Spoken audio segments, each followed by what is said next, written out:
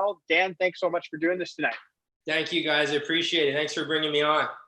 The man with quite possibly the best hair in jiu-jitsu. I think Cobrinha is that guy. I can't steal his title. What kind of product do you guys use? Because like you got the fashion model like look. Yeah, I don't know. It's like a clay one, you know.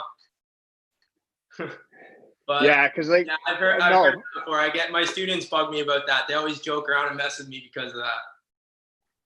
It's true, because like your profile picture on Facebook is just like a model shot, and I was like, damn, like I don't have anything like that. There's nothing that can do it. I've lost most of my hair anyways, so it won't matter.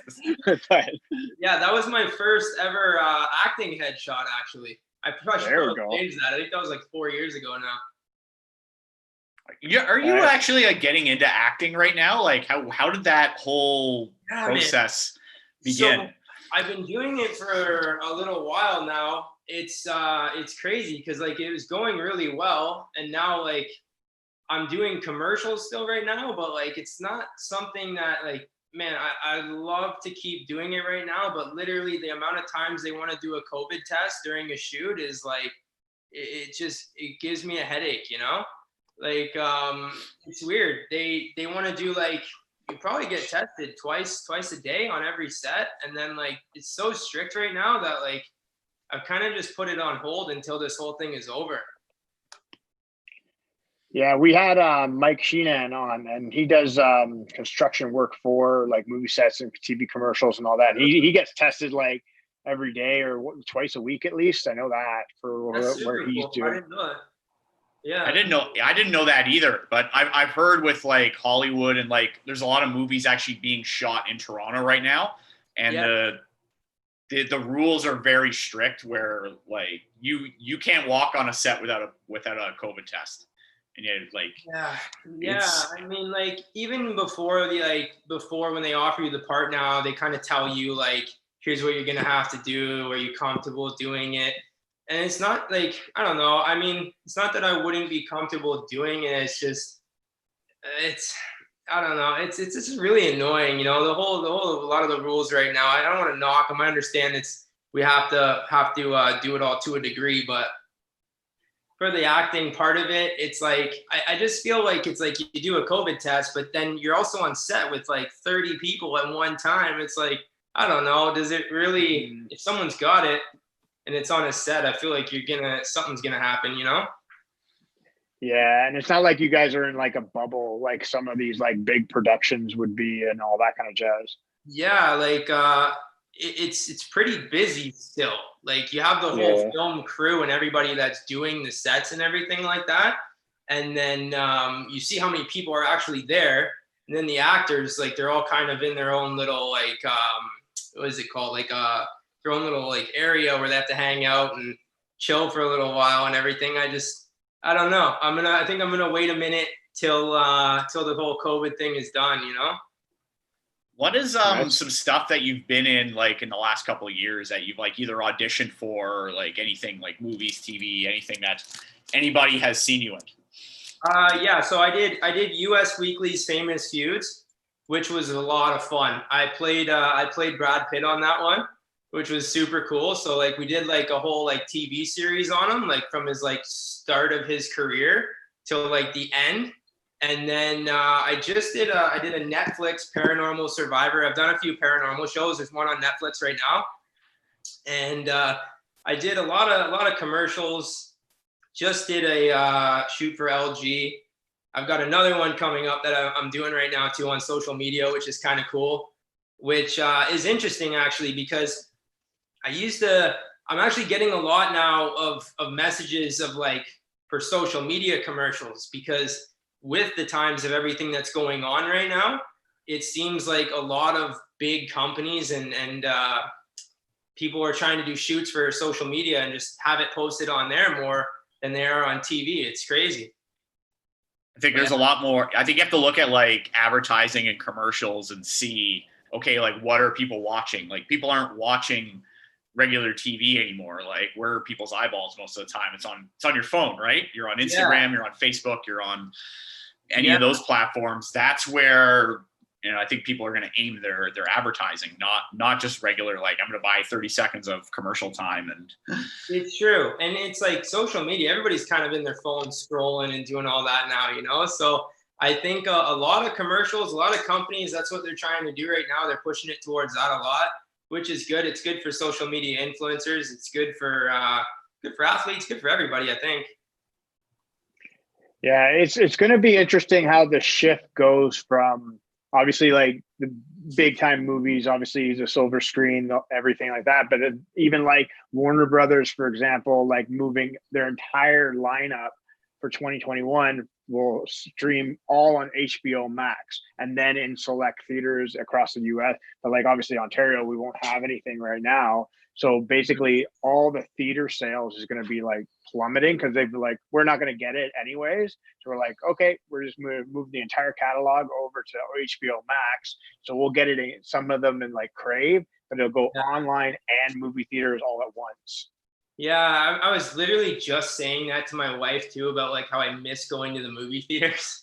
Yeah. Especially this time of year, like you're used to going and seeing like the Christmas movies and then the new movie releases for the holidays. Like, it's a bummer, man. Yeah, no, it is. It's unfortunate. It's going to be it's a hard, like the fitness industry, obviously martial arts, like that's one industry that's been hit hard really well as well. Yeah. And like, yeah, it's crazy. I kind of went silent when all this stuff happened with the gym and everything. And like, I don't know, like even it's such a weird time. Like you put your gi on and you got people looking at you like you're a criminal or something. You know what I mean? It's like, true. It's literally, it's messed up. Like I literally feel like that sometimes. I throw my gi on and I'm like, people think you're crazy because you're going to train, even if it's with like two people, whatever, whether you're close friends like that come over to your house and everything and hang out with you. They're coming over and hanging out. You might as well roll. So what have you been doing, and like how have you been handling what's been going on with COVID and in 2020, and like, and also for people that don't know you, like talk a little bit about your gym, like where it's located and what's been going on the last year for you? Yeah, so the last year I have been doing a lot of social media marketing. I help a lot of people with marketing. I do a lot of that. I've been doing commercial stuff still. I'm also actually, which is why it took me a few weeks to actually jump on with you guys, because I was doing exams. So I'm finishing up my real estate license as well.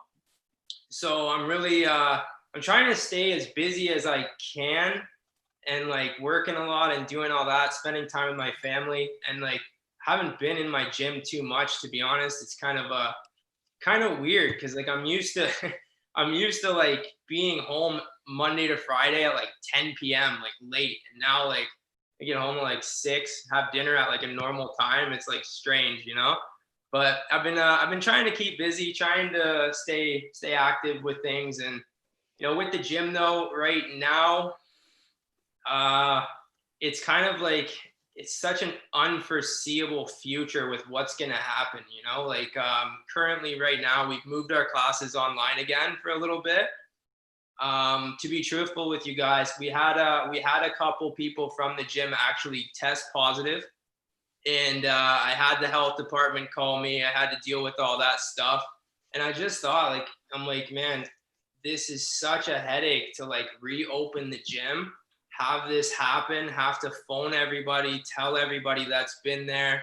A couple weeks go by, there's a risk of it happening again. Then you have to reclose. And I had the health department call us. They were super cool. They were nice, but like they drill you on the phone, want to know every single protocol, want to know your hours. They ask you a ton of questions. And for me right now, I just feel like I would almost rather just wait for this to be over, you know? Yeah, because it's a lot. Well, I kind of understand from like the health department standpoint of going like, okay, so like what happened? What are your hours like? Yeah. How is training? How did it like now like if you don't mind me asking, did a lot of these people that tested positive, did they get it from other places, or like was there like any sort of contact tracing, or like what was the process like? So what I heard was that there was a breakout in the police department, and one of our officers that train at the gym, he actually got it. So he contacted me, and I was kind of wondering. I'm like, well, I was wondering where he was, because usually he's in there often, you know, lifting weights and just working out. So he got his coworkers got it that are on the same shift as him. And then about 3 or 4 days later, he started telling me, like, he started getting a headache, feeling like he had a cold, and he went and got tested, and it came back positive. And then he called me, told me about it. Health department called me, and then that's when we had to do the whole contact tracing, where you call everybody, let them all know, and it's just such a weird, like, it's almost like I don't know. You don't. Sometimes you feel like you don't take it seriously, and then it comes really close to you, and you know, and then you don't really know how to react anymore. Yeah, it's kind of like one of those things where, like, you don't think it's gonna happen to you, and then it happens to you. Yeah, like, man, it's such a, like, and then some people say, oh, it's nothing. Some people take it more seriously. Like, I don't know. I feel like you gotta have a kind of like respect all ends of it, you know? Like, the guys that did get it told me that the worst part they had was the headache. They said it was like 48 hours of like a pure headache that sucked. And then after that, they said it felt like it was like a cold, you know? So Yeah. Sorry, go ahead. That's what I got from the most of it. But still, you know, it's just really weird, because for the longest time, I think it was like for the first like 8-9 months, I was like just trying to like figure out like what is going on. I don't know anybody that has it, you know? Like, everybody I talked to, I didn't know anybody. And I'm thinking to myself, this is kind of weird. Like, I think like eventually I'd find out like somebody has it, but none of my friends, nobody I knew had it. So I didn't really take it as serious. I didn't really take it seriously, you know, I'll be honest. And then when it hit the gym situation, that's when I was like, whoa, okay, like, now I know people that have it. I'm starting to learn more about it, but at the same time, I don't think anybody really knows everything about it. But it's it got really weird. So yeah, I think in like me and Aaron's situation, like I was actually having this conversation with my wife at the beginning of the year. We were both, like, I would say around January, like before like COVID was a thing, like in March, we were both actually really sick in like maybe about mid to end of January. Yeah. We're like, it was a good like 2-3 weeks. And I was talking, I think, Aaron about this a while ago too. Like, I think there's a strong chance that it was around before like March, where it was like that full scale, like panic freak out that happened with everybody. Yeah. So I'm pretty sure there was a strong chance that I had it already and my wife had it already. Cause we're thinking back, cause like the beginning of the year, like we're both like really sick for a good like 2-3 weeks. Like basically what you said, like headache, cough, cold, like just off and on, just you feel lethargic. You don't feel, you just felt horrible. My wife had some like tight chest breathing. Like, I think she actually went to the doctors and got like a breathing treatment at one point, and she actually felt a lot better, because they're like, oh, like it could be, what they said to her was it was an unknown strain of influenza. Right. Which then turned into like, you know, like my chest is tight and like it doesn't feel great. And then like there was a lot of symptoms that added up to like, you know what, this, like when we're thinking back on it now, like at the end of the year, it's like, you know, this kind of sounded like COVID at the time. Yeah. And that's weird, because like, honestly, the exact same thing happened to me in March. We went to it was March, late February, early March. I went to the kids' Pan Ams in California, and we were training at Cobrinha's. I remember we did a big kids' Pan Am camp, spent a week there. I got home, and like I got sick, like pretty sick. And I was like, I've never felt this before. This is kind of weird. Didn't know, like, I had one of those, like, I was like sweating a lot. My shirt was like soaked in sweat. I went to the bathroom. I started throwing up. I was literally like, what the hell? I just figured it was a heavy fever. A couple of days went by, it passed, but it's like, I don't know. I feel like a lot of people are in that situation where come February, March, when it was just starting to hit, I think there probably was a lot of people that got it and had no idea.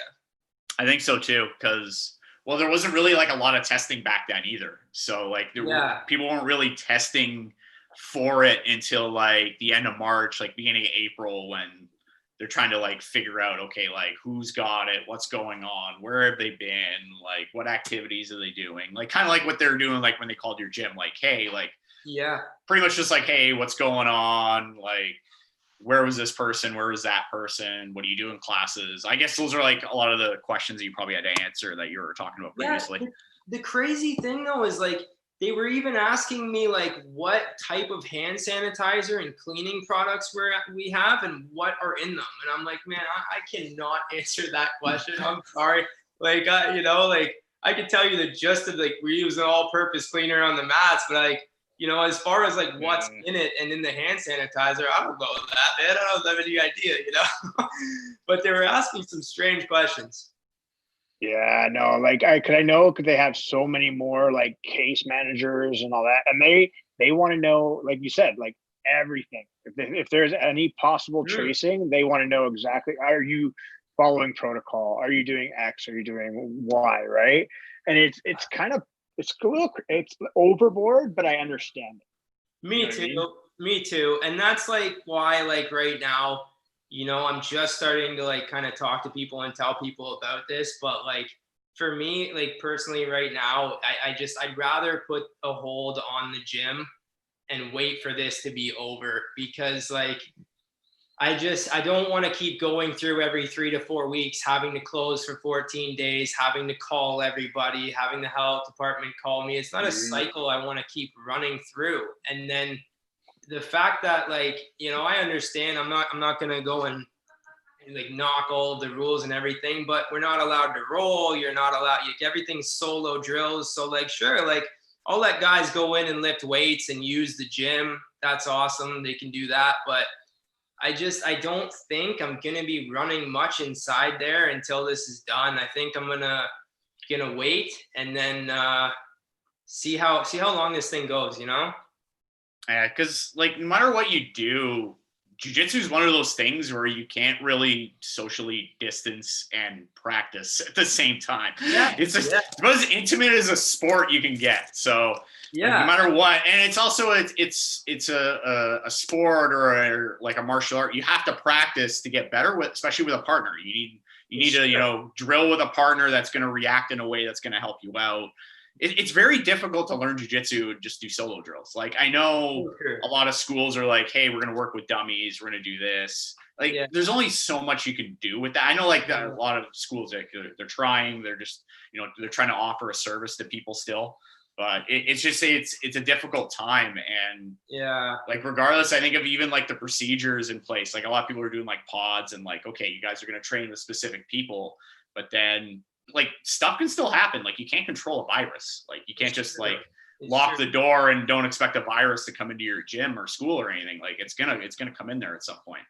Yeah, I felt the same way with that. Like I was like, oh, we're fine, you know, and then, you know, and then all of a sudden we weren't fine. And I was like, it's one thing, like, for example, like some of the guys that have been training with me for like 15 years, you know, like we've been training forever. If one of them gets it, it's like, okay, we kind of knew that we were taking on a risk training together and we know each other. We're not going to be mad at each other. We prepared for this. Like there's like 4 of us that are regular training, but I just feel like what really makes me nervous is that if somebody gets it that I don't really know, that's maybe fairly new to the gym or anything like that, I don't want to take on the responsibility of that big problem and that scare, you know? I would rather, like, I haven't taken on any new members since this started.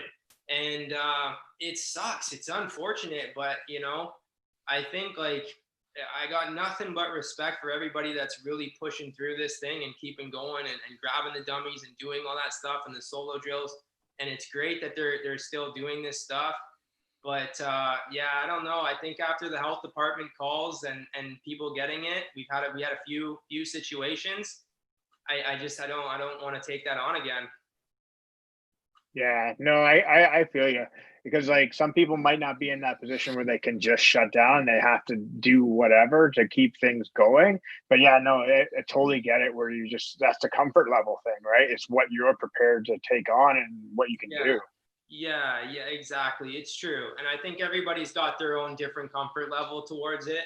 which I think is, you know, I respect all of it. I just think for me right now, I'm like, you know, if the guys want to go lift weights and do stuff like that and use the gym, I'm totally fine with it. But we're just not running any classes or anything. We're doing more online and stuff like that. That might be the safest way for now. And then, you know, you never know. Like things might be moving faster than hopefully, and then you'd be in a bit different spot maybe 3 months from now. Who knows, right? Yeah, it's crazy. Like, yeah, it's like if I was like 19 again, I'd probably be bugging like 4 or 5 of my friends. Like, we all got to live in the same house. Like, yeah, get together. We have to train. Like, nobody's leaving the damn house. You know what I mean? Like, I'd probably do something like that. And it's like, I think about these things often because like we always had a really, really competitive kids program of like a solid group of color belt kids that like these kids would travel all the time, compete all the time. Like they would go train with Cobrinha. They were just super dedicated kids. And it's like, I think about this all the time about like, man, I feel so like, I feel for them because like, this is their time now, their age that they're like, should be really traveling and really going for it and doing all that stuff. And with this going on right now, and it's like they can barely train anymore, it sucks. Yeah. It's unfortunate as well because a lot of people are losing like a major outlet for like what they're doing. So like I know like with me and Aaron had a program at a gym that we don't speak of, and unfortunately that gym is closed right now.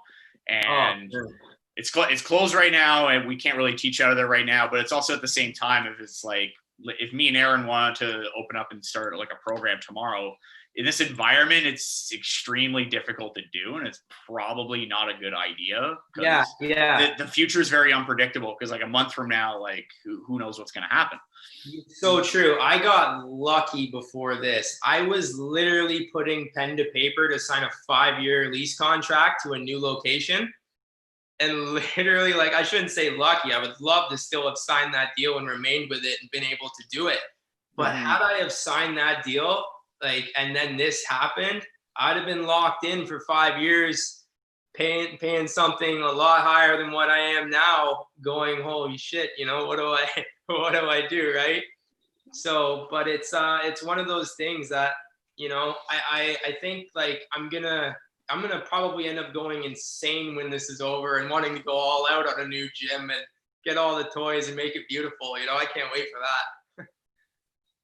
Yeah, I think there's a lot of people that are like, they've had time to think and kind of, okay, how can I make it much better? How do I take it to the next level? Where am I going to go with the next business or whatever?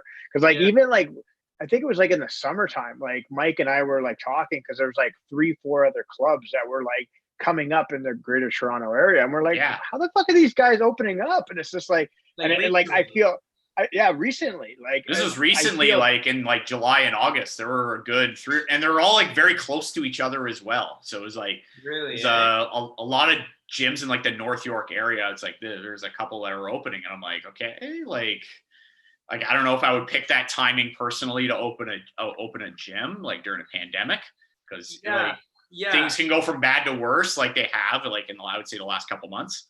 Yeah, I think like there's like for some gyms, I think it's harder right now if you're an all jiu-jitsu academy.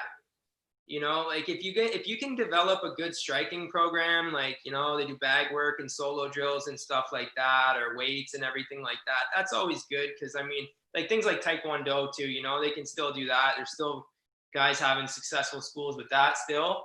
But I think with rolling, it just makes it so much harder. Like, you know, convincing you can't socially distance and roll at the same time. That doesn't exist. Yeah, you know, it's true. And then you're used to going to the gym and seeing like 30, 40 people, it being packed and exciting. And then, you know, it's tough. I gotta walk into my gym right now and I get upset. I'm not gonna lie. I get a little bit sad. Like, I'm like, man, even I put my gi on right now, I feel like it makes me sad. I won't lie. You know, it's something I'm just not used to. Dan, I wanted to ask you, I don't think I've ever asked you this. How did you actually get involved in jiu-jitsu initially? I know you have connections to Cobrinha. We can talk about that later and like how you met him and everything, but like, how did you actually get started in jiu-jitsu initially? Yeah. So I used to be like, I used to be a bit of a punk. I used to get into a lot of fights and stuff like that and do all that. So my mom was like, I got to put this kid in something. So she threw me in Taekwondo, and I got started in Taekwondo because I didn't really I didn't really know what I wanted to do. I think it was just something to get my energy out. And Phil McIsaac started teaching there. He started teaching at the Taekwondo place, and it was once a week that he was teaching Brazilian Jiu-Jitsu. And I started only going to class once a week because I realized I didn't care to do any other classes. And Phil was older at the time. I think at this time he was probably in his 50s maybe. And I was 16 years old.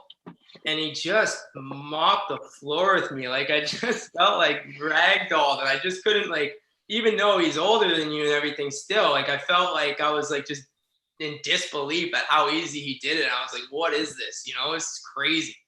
And then I'm a pretty obsessive kind of guy. If I get into something, I'm I really, really want to get into it. And that's the same thing what I did with acting, all that. I just I don't know. If I like something, I kind of I kind of get a little bit crazy wanting to do it a lot. So I started figuring out I wanted to find somebody that had my body type. I was I see jiu-jitsu has all sorts of different body types, different movements. So I wanted to find somebody that was as similar to my body type as possible. And I also had the mindset of no, if I'm going to train, I want to find somebody that's really, really good to teach me. So I had Mark Bocek was teaching me for a really long time, actually. And obviously I have nothing bad to say about Mark. His jiu-jitsu is incredible. Him, Andrew McInnes was teaching me for a long time. And those two together, we were always training. I was always learning from them. And then Mark ended up getting a UFC contract. And I knew, I was okay, he's going to be 100% focused on MMA and the UFC contract. And rightfully so, he just got into the UFC. So he was going to take that extremely seriously. And I started watching the Worlds, started watching jiu-jitsu, and I was literally picking. I was going to choose who I was going to train with. It was either going to be Maciel Feitosa or Cobrinha. And it just so happened they were facing each other in the finals of the 2006 World Championship. After that match, I was in disbelief at how good Cobrinha was. Because at that time, Maciel Feitosa was the man. He was beating everybody. And I thought, I was this is where I want to go. That's who I'm going to train with. And I didn't really know Cobrinha much because that was his first world title. I didn't really know much about him. And what happened was Cobrinha faced him, and Cobrinha beat him 11-0. And I was just the control this guy has, the skill this guy has. I couldn't believe it. So I wanted to train with him, but he was living in Brazil at the time. And then Ricardo Amendolia knew how obsessed I was with Cobrinha's skill. And Ricardo found out first he was moving to Atlanta to live and teach at Jacare's gym in Atlanta. So Ricardo hit me up and told me, and I booked a flight the exact same day Cobrinha arrived. So then I went over there. I was pretty young. I think I was 18 or 17. I flew to Atlanta, stayed there with him, and it was pretty sweet because he made a deal with me. He let me sleep on his couch, and he was like, "You teach me English, and I'll teach you jiu-jitsu." And that's how that went. So he would always be tell me, he's email me a lot, okay? Don't call me because it's easier for me to learn English when you email me. And then he'd grab his dictionary and we'd email back and forth. And that's how I got started with Cobrinha. That's awesome. So you know what I noticed with a lot of Brazilians and the Portuguese learning. Did you initially teach Cobrinha the stereotypical way to teach a technique? Okay, guys, this is what we're gonna do now. Okay, we take the leg and then was that the first English lesson that you gave him, or what was the first English lesson? I think I spent so much time with him that he started messing up my English. I was literally it started to feel that way. I would start teaching and talk like that, and I'm like, "What are you doing? You're not, Dan Hale, Canadian with a Portuguese, Portuguese Brazilian accent. Okay, guys, heavy press on the pass. Okay, guys. Exactly, right? But man, honestly though, I still have this same belief. I have never seen anybody train like Cobrinha. And when I say that, I mean like, holy, like going there for even just a week and trying to accomplish every training session with him is like, you feel like when you're done and you leave, like you just like won a world championship in itself or something. Like what he puts you through is pretty next level. Like it's like, it made me realize like it's either you want to do this or you don't, you know. Like he that type of training is it's insane. Like they've seen a lot of guys go through his gym, seen a lot of people get their purple belts, seen a lot of people stop training there and saying like they just can't handle it, it's too much. Like there was even points for me where I was like, you know, like man, like I'd get in the shower and my back, my hands, everything would be just like burnt and feel like sore. And it's like I just the training, like the 6 to 8 hours, the amount of time that they put in. And now I see Kennedy doing it. And I'm not sure if you guys saw him compete last night, but he is on another level right now. And the way Cobrinha trains them and like getting involved with him and learning from him was like, it was such a pleasure, you know, such a cool thing to do at a young age, being able to like live with him for a while, train with him for a while. And we're still really close now, and we have a good relationship. I told him he knows about the gym situation. He's the one that pushed me to open a gym, actually. And I can't wait to go back there one day. You know, hopefully that's sometime soon. Take me, because I'm just curious, like how long were you training with him down in Atlanta? And that was Alliance HQ at the time with Jacare. Cobrinha was like the primary instructor there at the time, I believe, correct? Yeah, he was. And it was like literally like, I wish I could go back and just enjoy those days a little bit again. Like he the best training, like there was so many guys there all the time from all around the world, all the guys from Alliance, they would always come in and the training would just be nuts, you know. But then it was at Alliance HQ in Atlanta. Cobrinha and Jacare were both teaching together, which is a huge privilege. You know, you have Jacare, like he has his way of teaching. You have Cobrinha's way that he does too. And then he ended up moving to LA, and then I ended up following him to LA. But what I actually did was I would stay here in Canada, and I was working at Little Caesars, and I was working at a dollar store. And at that time, flights to Atlanta out of Buffalo were literally there and back. It was like $170. So what I did was I would go for about a month to 2 months, come back. I'd work for about a month, just like keep working until I had like $2,000, and then I'd leave, stay there as long as I can, and stretch out the money for as long as I can. And you know, he let me sleep on his couch, which was cool. And they didn't really charge me much to train because they knew I was from Canada, just a young white belt kid. So they didn't really, they weren't too strict on me on that, which I'm thankful for. And I would go for about a month to 2 months, come back for a month, go again, come back for a month, go again. And that's what I just kept doing. That's pretty amazing, especially like at a young age, you're starting like really that jiu-jitsu journey out there in LA, and then trying to come back forth and you like go living those days again, right? Yeah, it was really cool. Like I made a lot of good friends out there. Like, you know, like I won't lie, I started to get a little bit as I got older, I started to want to be home more, actually, as opposed to being away all the time. I think like when I was like 18, 19, I was like, I didn't really have any priorities other than just straight jiu-jitsu. I didn't have any serious jobs or anything like that. That was just what I wanted to do at the time. And then as I got older, I started to like, you know, I would go and I'd find myself missing home. I'd find myself like, just like, almost like I was there a little bit too much sometimes. So then I started kind of scaling it back, but I would go for like still like 2 weeks, 3 weeks. And even now, like if I continue to go, it's like I like to do like 2 weeks at a time, just enjoy a good vacation, you know. Jiu-jitsu for me now is pretty much all for the love and the fun.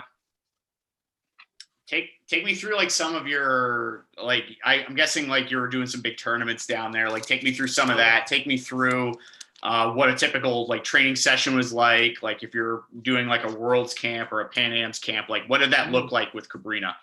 And that, yeah, so that literally is exactly like what it was for me. I would go over, I was doing the circuit a lot then. Like I used to do the Abu Dhabi, the Pan Am's, and the Worlds. Then I'd chill for the rest of the year and I'd do it again. Chill for the rest of the year, do it again. So I did it for like 3 or 4 years straight. And I won't lie to you, I literally felt like the off season, my mind was starting to enjoy it a little bit more. And it was one of the things that at first, that's what I wanted to do. I wanted to be a world champion. I wanted to train jiu-jitsu and just like really, really learn and do all that. And then I slowly found myself actually enjoying way more teaching what Cobrinha taught me back here in Canada. And that's what I started doing a lot. I found like I love just being an instructor. I love teaching. And I started like almost like the whole grind of like 6 days a week, 2 to 3 times a day thing. I slowly started to feel like, I don't know, is this really what I want to do? Like I have like I was saying to you guys before, I'm a bit obsessive with a few things that I want to do. And I do have a bit of a belief that if you're gonna be a really, really high level competitor, like sure, you can do other things too, but I do think that you need to really focus on training. Like has to be like the be all and end all. And I tell my students that even here, like some of the younger guys, like as soon as they start hitting a certain age of like 16, 17, 18, I'm like, you guys should start thinking now about going to California, going into these gyms and spending time there if that's what you want to do. Because honestly, and just my own little belief here, but I don't think anybody really knows if that's what they really, really want to do until they spend that amount of time there with the black belt world champions, going through the day-to-day of what they put you through and seeing if this is what you really love. Some people absolutely love it. Some people go, okay, maybe I just want to train jiu-jitsu for the love of it. Other people say, no, I'm going to freaking go at it like a beast. And that's what I want to do, So I enjoyed it. I enjoyed it for that time for a little while. And I still will go there for like a week when we're allowed and train and stuff like that. But that's the camp wise was like, I would be sleeping on the couch, literally at Cobrinha's house. And like the way he was like, he wouldn't even tell me when the training session was. It was like, just be prepared.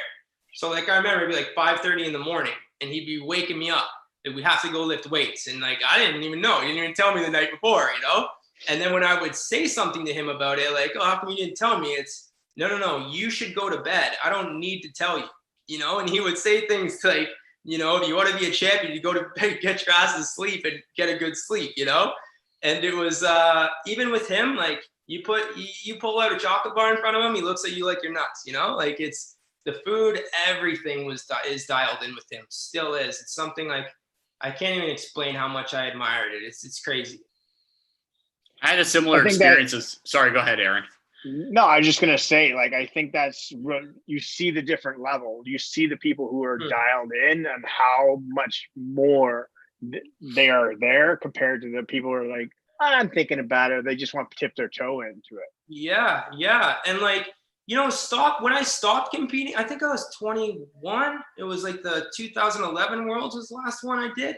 And when I stopped, it was one of the hardest things for me mentally to do because like I was used to it. And at the same time, I was questioning myself, like, should you stop? Like, should you keep going? Like, it was one of those things that like, it bugged me, but at the same time, I was like, no, you're making the right decision. Like what I wanted to do, my real goal was I wanted to make sure that I was really financially stable and take care of my business life. That was what I wanted to do as well.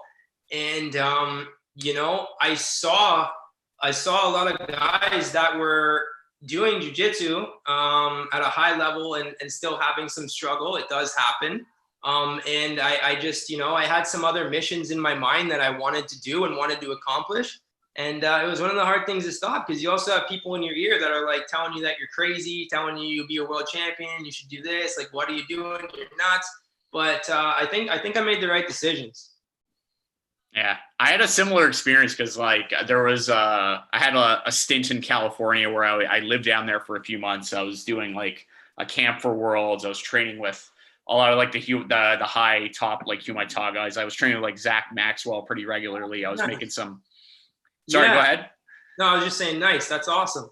Yeah, so I was training with a lot of them. So I had like a similar experience to you. So I was getting put through the ringer daily where it's like, you go to this practice and then you're going to lift weights. And then you're going to practice at night and then you're going to get up, you're going to sleep, you're going to do it again. And then I was also traveling to like some open mats there as well. So like I went to like Atos. I trained with a lot of the guys that were there at the time and like some other gyms that are in this, like the San Diego area, especially like LA is like and Southern California in general is like such a hotbed for jiu-jitsu. It seems like every top world champion like has a gym somewhere in Southern California. Like Cobrinha has his gym in LA. Yep. And then like Galbao has his gym, like Atos, of course, that's in San Diego. Saul, I think, still has a gym in San Diego. There's a whole bunch of like so many. You go through like the who's who of like who or like the world champions or like all of them have some sort of school or some connection in Southern California. It's true. And honestly though, like those days, like you doing that, like that you did that, I guarantee you it was something you will never ever regret, you know? Like those times of me doing that, like I think like it made me, you know, it made me understand what hard work is. It taught me how to learn. It taught me how to carry myself. And like even when I went to acting school, I feel like the way I learned in acting school, it taught me like was from jiu-jitsu, you know, like just understanding how to study, understanding how to learn, understanding like the dedication and the hard work that you actually have to put into certain things. Those times, man, like, I don't know, that's something Cobrinha taught me. It was that, you know? And it's like now too, even now, like I see what he puts his son Kennedy through right now. And I can't help but laugh and chuckle at it because I'm like, I remember those days, but Kennedy is, man, I think that guy, he's going to win ADCC, I think, on the next ADCC. And that world championship, his name is on it, you know? He's a beast right now. He's on a complete tear. And this is somebody who's still very young. And it's like kind of like the Rotullo brothers as well. And a lot of other young up-and-coming people, I think, in jiu-jitsu where I think this is the generation where you're starting to see like the 6-year-olds and the 7-year-olds that were training like 10 years ago. And now you're starting to see like the 16, 17, 18-year-olds that are just like they're juvenile blue belts or purple belts, but really they already have the experience of like world-class black belts. Yeah. You know, that's something that I was like thinking about for a little bit too. Like when you and I were like white belts, blue belts, like back in the day, you didn't see a lot of like 17-year-olds, 16-year-olds that could tap out black belts and like that were better than black belts. But as we saw the jiu-jitsu evolution go and how much like the techniques evolved, it's like now you're always seeing 17 and 18-year-olds that can hang with black belts. I shouldn't say always, but there's a solid group of them in California and even some guys here. You know, there's a solid group of guys now that you see them hit 18 and you're like, man, this guy's already one of the best in the world. It's like, how is that? That's crazy. You know, it's like the Berimbolo started happening and all the crab ride stuff and worm guard and all that stuff. And like, I remember, I don't think a lot of that was happening when we were like white and blue belts, like a while back. I think that that's really helped make it so that like the younger guys, like the technical skill level right now, it's insane. Oh yeah, no, 100%. Because I mean, like even if you just watched, like, did you watch Fight? Who's Number One yesterday? I did watch that. Yeah, because Kennedy was on it. So I always because Kennedy was on it. Yeah. But you look at the main event, right? The young generation now is just coming up there. It's unbelievable. And you see the main event where basically you get the back take within the first 2 minutes and it's over. It's crazy. And that was nuts. I remember last night I texted one of my students and I was like, hey, who's going to win? And he writes back, Kanan. And I was like, or Kynan, and he's like, I said to him, I'm like, man, Rodolfo is a wrecking ball though. You think it's gonna be like an easy one? And he's like, no, I did not. To be honest with you, I didn't see that happening. I did not see that.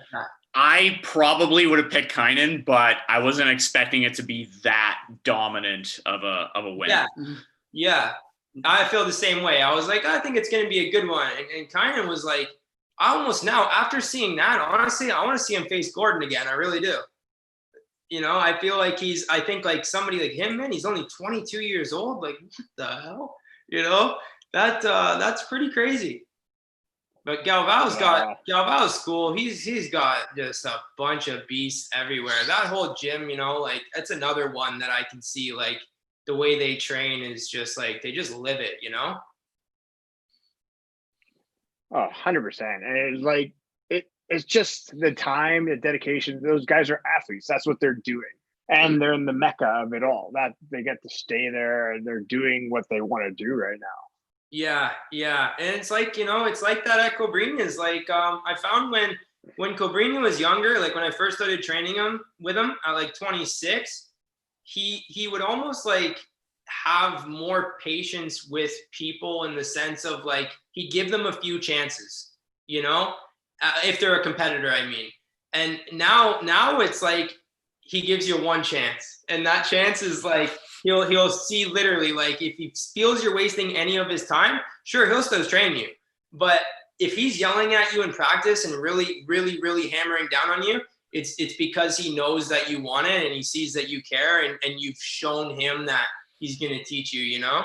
And I just, that type of training it's nuts, man. No, I think that's important though. Like he's gonna invest and put his time into you if he sees potential. I had a lot of the instructors where I was training, like when I was in San Diego, when I was down there, they were endlessly just like, you probably had this too when you're training, just breaking your balls constantly. Like, hey, you need to be here. Hey, why are you skipping practice? Hey, get up. Get up. It's 3 a.m. It's time to bolo. Let's go. It's so true. I remember if I skipped the practice, I'd walk into his gym and I tried so hard not to even make eye contact. I'd just be like, go straight to the change room and put my gi on and go to the mats and just like hope he didn't say anything to me. I'm like, I hope he's busy, you know, but never failed. Every single time he catches you. If you're one of the guys that's training there often, then he's on you, you know? So now you haven't really competed much the last few years, and you're talking about like, hey, you're more passionate about like, hey, like, you know, I started to teach a lot more, and I started getting a lot more passionate about that. That's something I've felt actually the last few years, because like years ago, like I was competing a lot. I would compete like almost every month for like a couple of years. I did that. I was competing all the time. And then I would say the last couple of years, I would say maybe from like 2018 to now, 2019 to now, I've had a lot more fun teaching versus competing. Like I still have plans. Like I still want to compete. I still want to do like, you know, World Masters. I still want to do some like local tournaments when there's actually local tournaments. But my question to you is, when did you start getting more passionate about teaching? And like, when did you start transitioning from being like, hey, I want to be a world champion to, hey, now, you know, I'm having more fun teaching. I want to do this. I want to open a school. Yeah, I think it was when I right at purple belt. Right at purple belt, I realized that that's more what I wanted to do, and I think it's like part of the reason why I went to Cobrinha's too is because back then there wasn't a lot of jiu-jitsu academies in Canada. Still, of course, we still had all the like the guys that have been like around forever. You know, the guys that first started academies, but I'm in Burlington. So like there was like nothing around that area. I was driving all the time to Mississauga back and forth. And I wanted to bring his jiu-jitsu style back to Canada. And I wanted to teach that style. That was kind of just like something that I really wanted to do. And I found that when I was competing, I was almost not as happy as when I was teaching. And I'm one of those guys that I'm a big believer in, like, if you're going to do something, I think you need to absolutely love it. Like, it needs to be like you know, like, you know, if you see athletes like Sidney Crosby, you see athletes like, you know, I'll throw Conor McGregor, all those guys, Anderson Silva, high level athletes, people that are doing high level athletics. I find they're always happy doing what they're doing. You have to love it. You got to smile. You got to be extremely passionate about it to do that. And I think that's why I had a lot of success teaching kids competition, because I love teaching kids. They're so focused, so dedicated. Those kids competitors, man, they just go, you know, like they're always in practice, always training hard. They've got good attitudes. Like, you know, when you walk into a practice, you can tell if somebody wants to be there or not. You know, like somebody comes into the gym and they're kind of like mopey and exhausted, and like you can tell they don't really want to be there. They're kind of just going through the motions. You know, it's like you can be in class, but are you really in class? You know, like that type of thing, I think, is where I realized like I got so much more pleasure off of coaching and building some solid competitive kids than I did when I would disappear for 2 months and go train and break myself down. I feel like I think I just started to enjoy it more. And then I also had the other things that I wanted to do, like acting and stuff like that.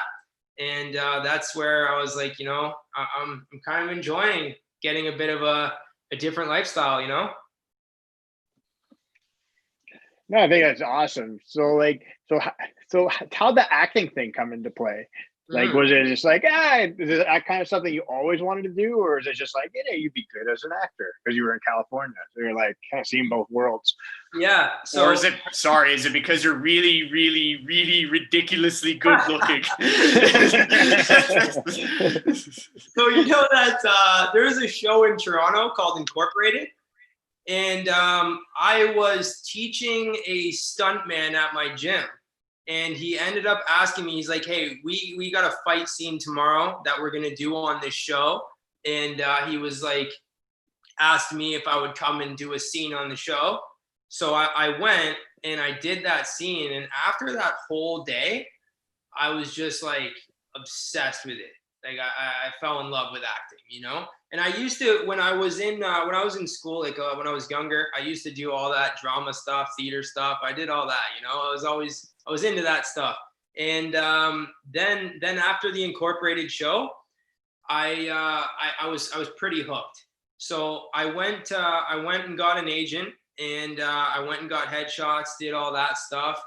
And then I was like, the funny thing is like, I felt like that guy that walked into the gym and was like, I can do UFC, you know, and everyone's like, okay, like, bro, let's trade some UFC, bro. Yeah, dude, no, you can't do UFC, man. You've never even trained before. And you're like, no, I'm tough. I can fight, you know? And you're like, yeah, okay, whatever, you know? you have no idea. Like, when I get mad, I could just fight, man. Right? So I literally felt like that. So I went in, and what I mean is basically I knew nothing about acting. I just thought, you know, I could do this. How hard could it be? Like, whatever, you know. I embarrassed myself straight up. I won't lie. I embarrassed myself. And then I was like, man, okay. Like I had a casting director literally like tell me straight up in front of like 30 people. She's like, she actually said that to me, which is really funny. She goes, you know what? You're lucky you're good looking. She goes, because you need acting lessons. And I was like, she just like sort of like, she hammered me though with like that like cold hard truth of like, you suck, you know? And I was like, get your head out of your ass. You suck. Yeah, straight up. She did. And I was like, okay, you know, like I went home and I was like pissed. I was like, man, shit, you know, like I was mad. So I sent her an email, and I was like, not an angry email. I was like, you know what? Like, I wanted to ask her opinion. What should I do? Who should I train with? Who do you think is the best acting coach? And then she told me, she's like, she responded. She's like, look, seriously, get yourself an acting coach. You have potential. Like, I was hard on you in that class because I want to make sure you actually listen. And so I went to go to Lewis Bowmanders now in Toronto. And that's where that kicked in, and I started learning there. And the funny thing is like I didn't land anything until I got an acting coach. Then all of a sudden I started landing roles, you know? So it was good that I put aside that ignorance. I think it's important for everybody, like regardless of what you're doing. If you have a business, you should probably have a coach. Yeah, if you're training jiu-jitsu in your basement, you should probably also have a coach. If you're doing acting, you should definitely have a coach. Yeah, it's true. It's true. Like I help a lot of people with social media as well now, like doing their marketing, and I help some jiu-jitsu guys that have like a pretty solid audience. I teach them how to do the SEO, teach them how to do the like side end of it so that they can grow their audience and stuff like that. And it's like, it's crazy because I completely agree with you. I think we all need a coach no matter what we're doing, you know? And it's one of the things, like, you know, you guys see, and you'll like jiu-jitsu instructors talk about it all the time. It's like someone gets a purple belt and their mind starts to think like, I'm good enough. I don't need to keep learning. I'm good now. You know what I mean? But I don't know. I think it's good to always have a coach, you know? Yeah, definitely. I think it's imperative for everything that you do. I think, like you said, you need a coach in every kind of step you do in life, unless you know everything, and then everybody would just do nothing at all. Yeah. Right. So. Yeah. Now, and that's kind of what happened with it. Was like with the Cobrinha thing. Like when I found him, I was like, I got my jiu-jitsu coach. And then when I started acting, I'm like, I need my Cobrinha. That's an acting coach, you know? Yeah. I think, well, there's also the school that you could have went to, which was the Derek Zoolander School for Children Who Can't Read Good.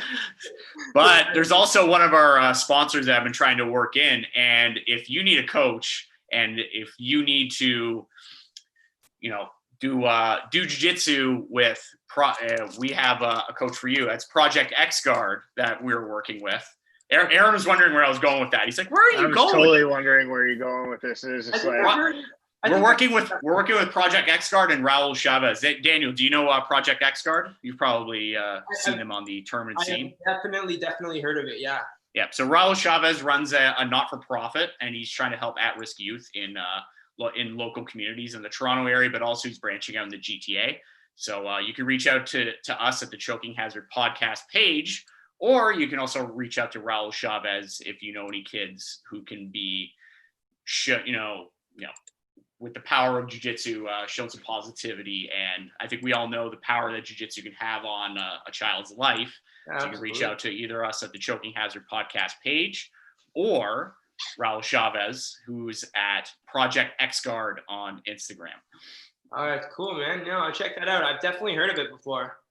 Yeah, so we're working with them just to, we're doing a little exchange to kind of promote each other. And, speaking of social media, want to ask you just like a little bit of advice, even just on social media. Like what are usually like some prime like recommendations you would give to people that are like, jiu-jitsu guys that are like, hey, I want to, like, how do I make money doing this sport? Like, Gordon Ryan thinks a perfect example of somebody who uses social media well, who like he kind of runs, like, he has his own brand, his own business. Yeah.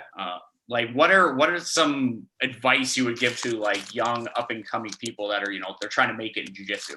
Yeah. My biggest thing, like, honestly, is like, first, learn the algorithm. Understand it to a T. Like, not just like on Instagram. There's a lot of platforms right now. It depends on like what you want to grow. But the biggest thing right now, in my opinion, is YouTube and TikTok. Those things right now are insane. And people underestimate the power of TikTok. And TikTok's crazy. It's insane. Like, I haven't even been on there for a year. And right now, my TikTok account is at 340,000 followers.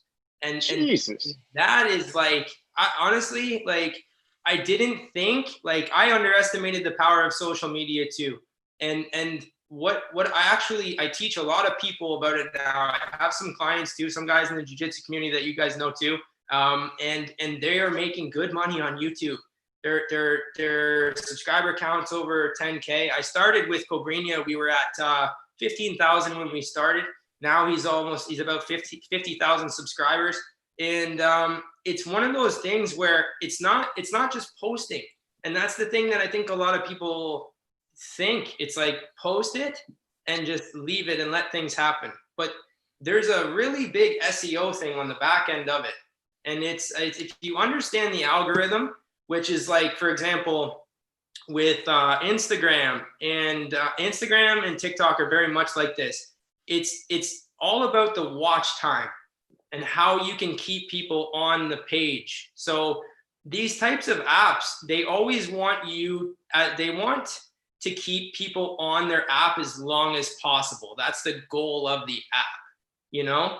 So with certain videos and certain algorithms, like you'll see a lot of big Instagram accounts right now, they're using the photos that they're posting. They're posting, carousel photos where you can slide them over. And the reason for that is because it actually gives you more engagement, because it gives you a second chance at being viewed. So they'll always show the first picture. And then if you notice, you might log back on Instagram a few hours later and you'll see the second photo of that carousel. I have seen that. So that's how they do that? Right. Yeah. See? Yeah. So that is so that it boosts the engagement, and the carousel, even if you don't double tap it, which is a funny thing. Everybody says like, oh, I got haters on my social media. It's jokes. But even if they do like a swipe over, that's considered an engagement to Instagram. So that's why you'll see a lot of people now are posting those, and they do a lot of that. And then there's the other side is like the YouTube, right? YouTube is designed so that if you post a video, it'll last an extremely long time to get new views. And if you're not getting new views every day, it's just because your video is not optimized. And it's like the way that you're supposed to title it, the way that you're supposed to put in the description, and then things you're supposed to put in the tags, you're supposed to make all of those connect. And what I show people how to do really is how to find not just things that are viral, but how to find topics that are competitive, but not too competitive. So it's not a needle in a haystack. I like to call them like breakout videos. So you can do a video that's got like, for example, it could be the sentence for the title of the video could be typed in 1,000 times a month. That's a video that you would want to use. Most people, they try to go and they type in a keyword of a sentence of something that's like typed in 1,000,000 times a month.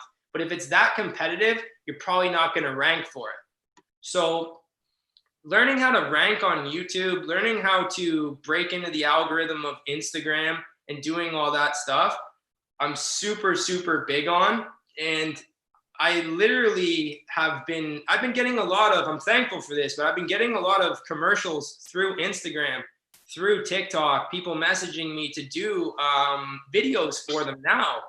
And I'm actually in one of my YouTube rooms. Like I got all the cameras here. I have tripods over here. Like I got a lot of equipment in here.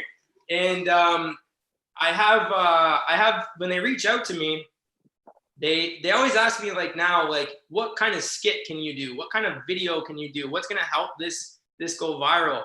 And then I always write the skit for them. Then I take the product, I put it in there, and you can do stuff with affiliate links and all that stuff. I highly recommend that for jiu-jitsu guys to find themselves a good company that you can get an affiliate link with and start growing on that as well. But it's crazy, right? Like when I started acting, people called me crazy. People said like, oh, this guy's nuts. Like, why do you want to do acting? And I started doing the social media. Oh, this guy's nuts. Like, why does he want to do that? He's buying followers. He's like, all this crazy stuff you hear, but it's like, when you understand the algorithm of it and you study it, it's like what we were just talking about, having a coach.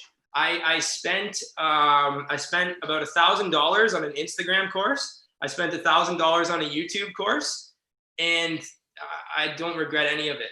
It's crazy. Like you see these courses and people think like, man, it's a money grab.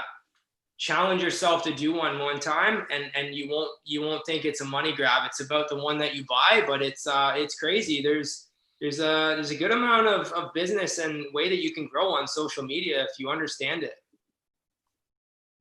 So wow. I think we're gonna have an offline conversation how to optimize this place. Well, I see like my son is like watching like random kids like playing games. So like I don't know if you guys heard of like Ryan's World, but like yeah. That's a big Connor watches all that that. kid makes like that kid makes like $25 million a year, and he's just doing like YouTube, social media. He has his own line of toys in Walmart. Yeah. I hope he doesn't mind me throwing his name out there, but I started working with Ricardo Amendolia about 5 months ago. And now like the thing is, like, I'm not taking any of the credit by no means. Like I'm showing him what to do and he's doing it. But it's like, it's the same thing in my eyes of like he's putting in that work, he's doing it, he's doing all that stuff. And now, like, every time I see him on Flow Grappling and like the business he's doing now in jiu-jitsu and the growth he's had, I smile, and it makes me really happy to see, because I showed him how to use YouTube, and I have a call with him tomorrow actually. And we touch base probably about once a week, and we go over stuff, and it's super cool to see people being able to create a business off of social media, something that a lot of people think you can't do, or like they almost challenge it a little, But I think it's like, it can be frustrating, because if you don't learn these things, you end up throwing out so much content all the time. And it could be the best piece of content. It could be amazing, like good quality, good video, looks great. But it sits on the shelf and doesn't get views because it's not optimized right, So, so then it can be really frustrating, because you're like, I don't know, like, why isn't this growing? But if you start to understand that, like, for example, the first thing when we talk to Ricardo tomorrow, I'm gonna say to him, like, do a video right away on that Kanan Hidalgo, like, like, talk about that right away, because that's probably the thing that's trending right now. And if we put a proper title on it, good description, proper tags on it, it's gonna go viral. So it's almost like with social media. It sounds really weird, but before I do the video, I already know what I'm gonna title it. I know the description. I know what I'm gonna put on it, and I know how many people are searching for it. There's a lot of cool tools out there that you can use that can help you find that information. Oh yeah, for sure. Like, there's so much wealth out there, and then again, like, just now finding out that this is something that you're an expert in, I would say, right? So it's like, hey, now there's a new connection. There's so many coaches all over the place. Yeah, and that's it. That's where it kicked off my gym. I took a Facebook marketing course called the Funnel Consultant Society. And I learned how to generate leads off of Facebook and Instagram using those. One of the best courses I ever took. And that helped me a lot.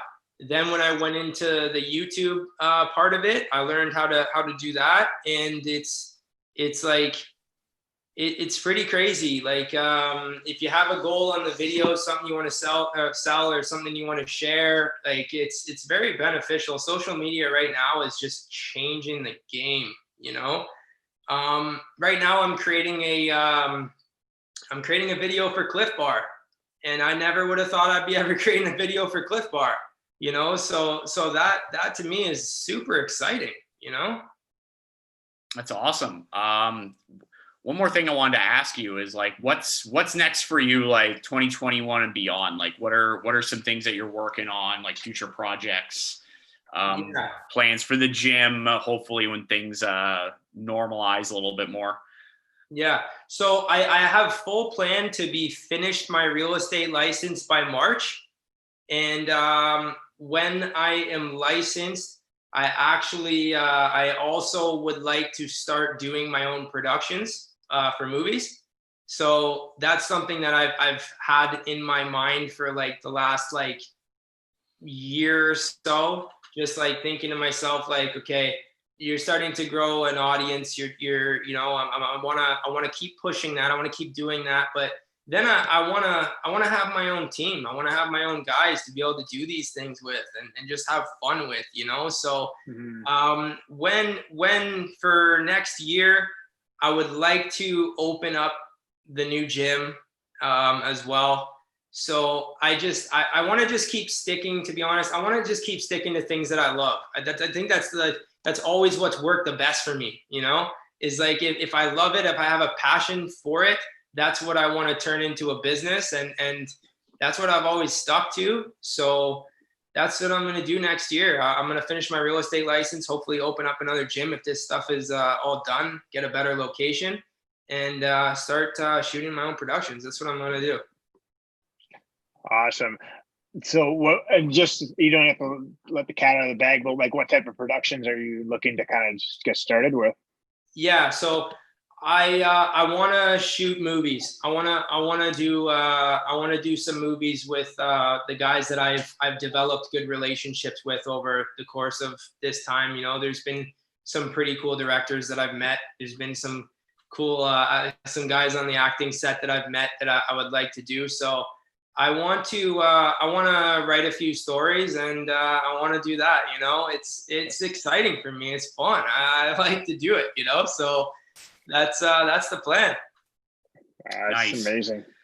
Yeah, I'm excited. I'm excited for it. It's I don't know. It's something about acting that, you know, it's just creating and learning, and you're always studying new roles, and every time you get a new role you have to really engage in it and study like the characteristics of it and the do's and the don'ts, and you know, it's definitely, it's fun. I like to learn, so that's definitely what I'm going to be doing.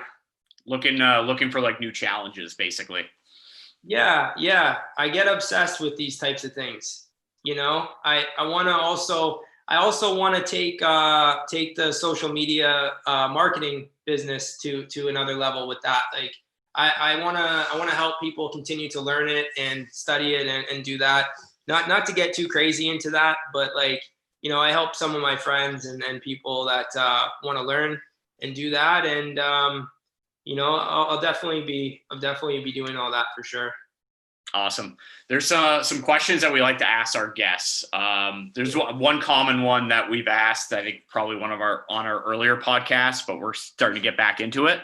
So we're talking about like jiu-jitsu and it working in the streets and like certain techniques. So the Berimbolo, will it work in a street fight? How drunk is the guy that you're doing it against? No, I'm just I think Aaron Gall, Irish level drunk. Go. Is he wearing a belt? No. Yeah. Maybe. Berimbolo in the street. Will he even be wearing pants? You don't know that. Yeah, I want to say yeah. I have to say yeah. I feel like the jiu-jitsu guys will kill me if I don't say yeah. It'll work in the streets. And then another one is we like to take some of the most popular cities in Ontario, such as Brampton, Hamilton. We're going to use Burlington because you're from there as well. You have to kill one, F one, marry one. Go. Damn. That's hard. I'll do one for you. You can kill Brampton. That's fine. Like, okay. I think pretty much every other guest has killed Brampton at some point, me included, and I'm from Brampton. Okay. And then I get it. So that's kill one, marry one, and then Okay. I would say, man, that's tough, but Burlington and Toronto. And the reason why I got good memories in Toronto, that's where I've been going in and out for auditions and doing that stuff. I was there for a little while. Now I'm more in Hamilton actually, but yeah, Burlington and Toronto. There's a lot of like, I think movie productions and TV productions that are actually out of Hamilton. That I've noticed, because I know I have some, you know, clientele in the entertainment industry that I do like personal training with, but they mentioned that there's a lot of shows and a lot of things being filmed in Hamilton. So a lot of people think Toronto, but Hamilton actually has a lot of sets and things like that they use too. Yeah, that's where we filmed the US Weekly's Famous Feuds. We did it in Hamilton there was like a mansion on the mountain that they rented. And they used that for like a week. And that was like, I guess like Brad and Angelina's house that they like portrayed on a set. And it was like one of the coolest things I've ever done. Just like literally, it was so cool. Like I spent like 6 days there, and like, I don't know, I just felt weird. I almost felt like I didn't want to leave that house at the end. I was like, it's my house, you know, you guys aren't kicking me out. I don't know if Brad or Angelina will be going to Hamilton anytime soon. Yeah, right. You know? But it was that there filming there. Hamilton is a really good hot spot now for that, and it's like it's growing a lot in Hamilton, I find. So they're doing a lot of sets there. I think maybe too because Toronto, I think, is in lockdown right now. So I'm not sure if they have like a filming regulation right now in Toronto or anything. I don't know if they're still allowed to film, but I still do see a lot in Hamilton. Yeah, I think there's movies and things still being filmed in Toronto. I think it's just like you were mentioning at the beginning of what we're talking about here tonight was there's a lot of like very strict protocols. It's like to even enter a building or a movie set, you need to get tested pretty much on the spot. And like, you got to go through all their protocols and everything. So like, it's obviously very strict with COVID still. Yeah, man. It's unfortunate. Like, I wish we just knew what is to come within the next couple months. I think that's the hardest part, like we always feel like, okay, we're at the end. Like it's just about to be over, like now it's going to be done. And then all of a sudden they're like, no, wait, you're in the red zone. You're like, what? Like what is going on? But, I don't know. That I think is the hardest part. And now you hear them talking about how they're going to be rolling out vaccines next week. Like, what does that mean? Does that mean we're going to slightly go back to normal? Like, I wish we knew, Yeah, no, well, actually, sorry, JJ Filipovics, he did say June the 7th, 2021, we'll be out of this. So I'm still sticking with June the 7th. So he said he confirmed it. So he had like a hard deadline. He was like, this date is like, it's like June 8th, 2021. It's over. No, June 7th. June 7th. Oh, June 7th, 2021. I wish I knew the source of that and I hope he's right. I pray he's right. But so do I. I think his source might have been Alex Jones in InfoWars, but I can't confirm that. It's his sources.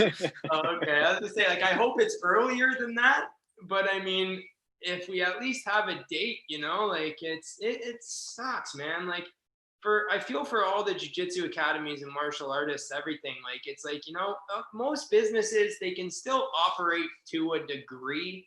But for martial arts, it's so hard to operate to a degree when we always got to wrestle or grapple or something, like it's tough. But yeah. Whoever does keep going and pulls out of this and gets out of this, it's like that slingshot that's pulling back and it's going to skyrocket, because like when we're done, everybody that's still going with gyms, they're going to be in a great position because it's going to be so busy when this is done, I think. Yeah, definitely. Last question this evening. I want to any sponsors, anybody you would like to thank, floor is yours. Man, honestly, right now, like I want to give a shout out to Patrick Terrell really quickly. If it wasn't for this man, like I don't think academics would have lasted as long as it has, and that's something like this guy, like I have so much respect for this guy, but honestly, Patrick is he kept the team alive. I have to admit, he did. During the coronavirus, I definitely took a step aside to make sure that everything was good, not just for in the gym and for my outside life to maintain business and all that stuff too. But like Patrick, I want to give a shout out and say thank you. Like. He really is just his passion for jiu-jitsu right now is crazy. It's very admirable. He every day this guy is working so hard, and I want to thank the students too that stuck around and are still training, and everybody that's been supporting. And yeah, thanks to you guys for having me on as well. I appreciate it big time. No, thank you. And you know what, Patrick, just to shout out Patrick, he's done an amazing job. Like we had him on, like, I think he was like our third guest. And like, just from like when we see him that time to where he is now, what he's been doing, it's awesome, man. Like he's grown so much too. Really has. He's a beast, man. His jiu-jitsu now is really like, he's just dedication, that guy. So that's super cool, man. He's going to be a black belt soon for sure. No, that's awesome. I'm glad to hear that. Wink, wink, nudge, nudge. So, but yeah. Too bad he still lives in Brampton, but it's okay. Yeah, that's the only knock against him, unfortunately. Actually, I'll spill the beans then. He is actually planning to move to Burlington. So, he's out of Brampton. Yeah, yeah. He might shoot me for saying that because he's like, man, everybody's gonna yell at me now.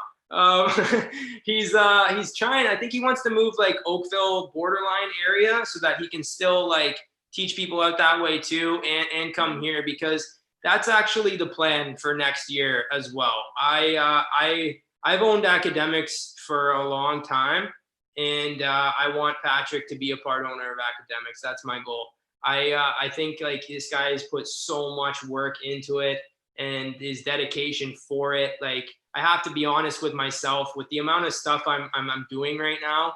I think to be a sole owner by myself could be a problem. And I think there's just nobody better to be in that position than him. So next year, we plan to look for a new location, new gym. And I'm excited to say that I think Patrick is going to be a partial owner of academics. So that's I'm awesome. with that. Good for both of you guys. Yeah, 100%. Yeah, like I think he's the guy that can take it to that level that it needs to go. And you know, it's the gym for me right now is something that like I just couldn't take my gi off no matter what. Like, I don't care what it is. Like, that's what happened to me when I started acting. Everybody's saying, oh, he's gonna forget about jiu-jitsu. You know, start doing real estate. Oh, he's gonna forget about jiu-jitsu. I don't think I could ever forget about jiu-jitsu. I'm enjoying more now, like of grabbing my gi and going to the gym, rolling, training. And I like to kind of treat everybody like I want them to know like I'm their friend and they're my friend, not like I'm the instructor. You guys got to bow down to me. I don't like that stuff. You know, I kind of want to just have a gym where I can go there and smile like everybody else, like almost like they got off work at 5 and just go and enjoy jiu-jitsu for jiu-jitsu. I don't want to feel like I have to be there 7 hours a day anymore and just like coaching all those hours. I think that's what kind of makes me feel a little bit like dragged on it. So I think he's that guy that's going to help me make sure that I keep my passion and my love for it, you know? Yeah. So like, you're not like, it's really hard just being like the only person teaching and coaching as well, where like you'll get burned out eventually, no matter how much you love jiu-jitsu. Like if you're all day, every day, teaching, coaching, privates, training, like it's true. And I'm as honest as ever with my students now. Like, I know they sometimes don't like it, but like, I do this not just like for them, in my opinion. Like I'm very honest with them. Like I can give a certain amount of time to help teach, but at the same time, the guys that I see that are like super dedicated, like I bug them. I'm literally like, why haven't you met Cobrinha yet? Like, why aren't you in LA? Like, how come you haven't gone yet? Like, when are you, you know? Like I try to be there for them to help get them to a certain skill set. But I think like if it's what they really, really want to do, I think like that's the dude that's going to do that for them, you know, like to a full T.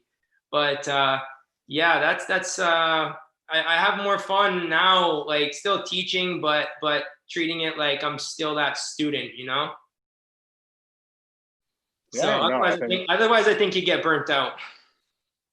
Yeah, I think you need a partner in crime to keeps you both level-headed more than anything. Yeah, for sure. This is why Aaron's my partner in crime. Unfortunately, yeah. I'm stuck with him. Yeah, it's how it works. It's how it works. And when this is over, open that school together. When this is over, man, you know. Hops and Gracie is coming in 2025 or whenever this thing ends. Yeah. Hops and Gracie. Beautiful. I remember, I think it was Marco was like, so what are you going to call your school? You guys are like from 2 different teams. I'm like, Hops and Gracie. Yeah. It might be like a legal suit in there somewhere. Who knows? But we'll figure it out. We'll cross that bridge when we get there. Right. You know, even the team thing, I feel like that's a lot more laid back now than it used to be, which I think is good. Before, everybody used to be like, you know, if you're not on the same team, it would be like it would kill you, you know. Now guys are training together more, and teams are still teams, but you know, I even see that in the States a lot now. Some of the highest level guys are training with other people on the other teams that are on the highest level guys. I think it's good, you know? Yeah, I know. I think it's a good thing as well. We've talked about cross training a lot. I'm a big proponent of it as well. I've been to your gym and I've trained there. I've been to Aaron's gym and I've trained there. I've been all over the city. One of my students that me and Aaron were teaching at the gym that we're not speaking of, he actually went to a Jon Thomas seminar at your school. And he was actually asking me at the time, and he was like, oh, like, there's this guy, I kind of want to go to a set. Like it was kind of like we talked about it a few times before, and I've joked about it with him after the fact. It was like he was like in his 40s. He's like asking like permission to like go to this seminar, and I always thought it was kind of weird because I'm like, dude, just go. Like, why are you asking me? Like, kind of thing. Yeah, I agree. Especially like, you know, at that age, I don't think anybody should be holding a gun to anybody's head. Like for student wise, they should be evolving. You know. Yeah, I was like, dude, you're 45. Like, why are you asking me? Like, why are you asking for my permission? I'm like, go. Like, I'm like, it's a great seminar. You should go. I can't go, unfortunately. You should go. Yeah. It's like, why is that so common? You know, like I wish it wasn't. You know, like I think you have to open up the box. You know, nobody really knows everything, but Jon Thomas and I, we used to actually roommate together in Atlanta during all the training. And he's awesome, man. Like he's got one of the funniest personalities, that guy. So I had him at my school too for like a week. It was awesome. Awesome. We'll end on this.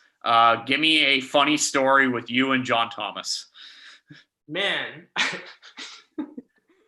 I got a lot, but one of the things for this guy, I don't understand. I never seen like, he's probably going to shoot me for this, but literally, like, he used to wake up in the morning because training schedule was so heavy. Jon was like not wasting time for anything.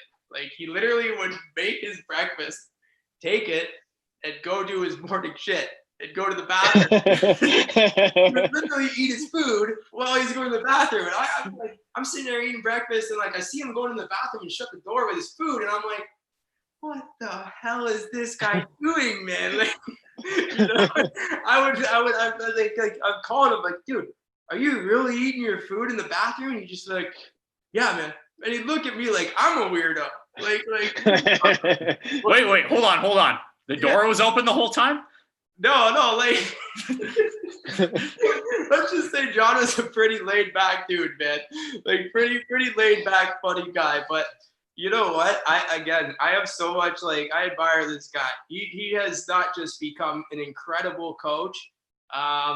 His YouTube channel is literally another story of, like, it's insane. Like, in a matter of, like, 2 years, 3 years, this guy's got a full-time, like, career now just on YouTube. Doesn't need to own a gym. Doesn't need to teach a seminar. Like, he makes a living right on YouTube, you know? But that dedication that he's put into training, into jiu-jitsu, his passion for it, he loves coaching, his philosophy on it, like, you know, but he's also a super funny guy, you know, so we've had some pretty funny moments.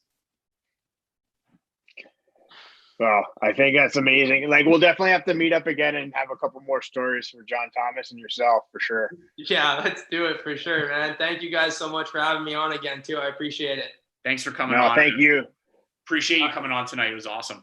Always, man. Good talking to you guys, and I'll catch you guys later, okay? All right. Bye, everybody. Thank you. All right. See you guys. Take care.